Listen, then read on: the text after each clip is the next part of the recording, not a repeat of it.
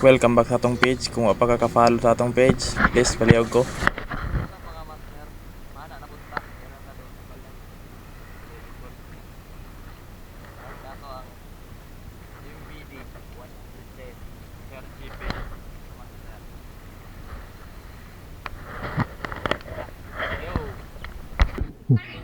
Solo dive ta diri mga master. Ito, anam tag sa atong rubber.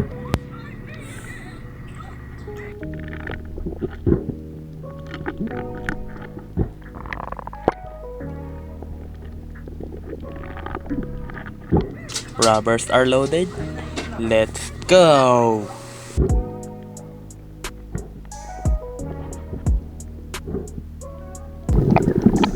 First drop na to ni dire.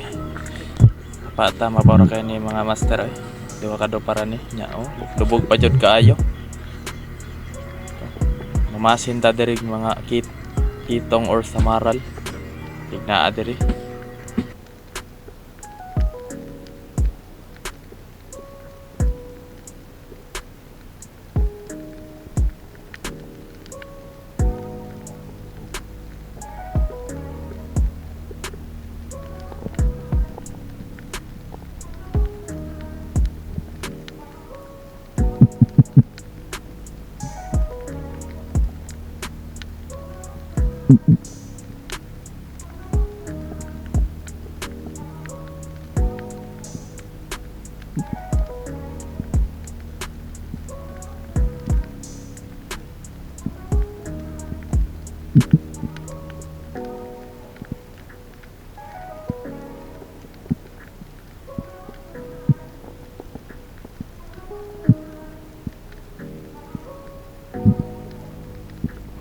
Dugay na ta sa ilalim nya wa joy isda. Tunga sa ta.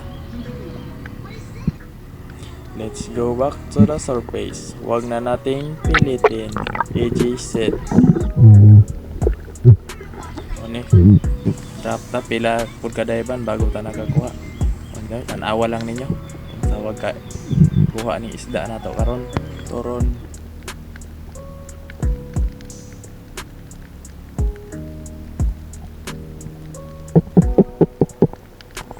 Fish call ta para maka-attract tag mga isda.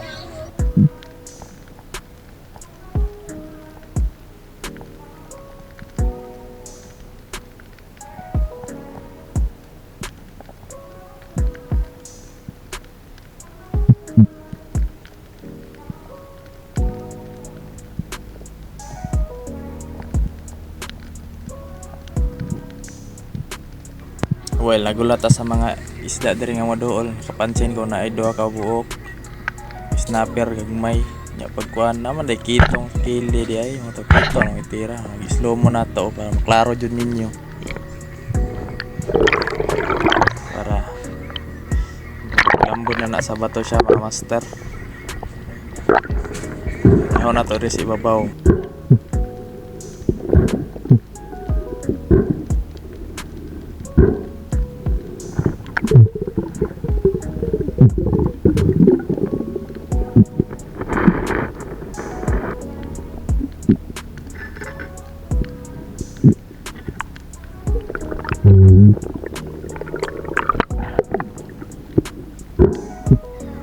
Na siya no? Yes, good size nga samaral or kitong.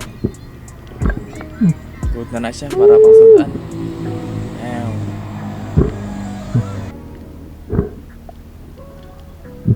Natusoko na to yung ulo para ma-preserve po yung meat o di na po magsaper ang isda.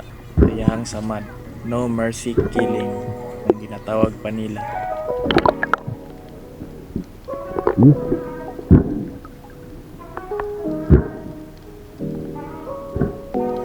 Man akong tira ni isda nag-dive ako dagan pong mga capture pero wala man tayo mga tarong. Nakuha ko aning isa ka kitong pod or samaral gamay lang siya na video manunta nato to kaso na delete lang pag compress nato aning pag edit ba sayang doon dapat video atong matirahan.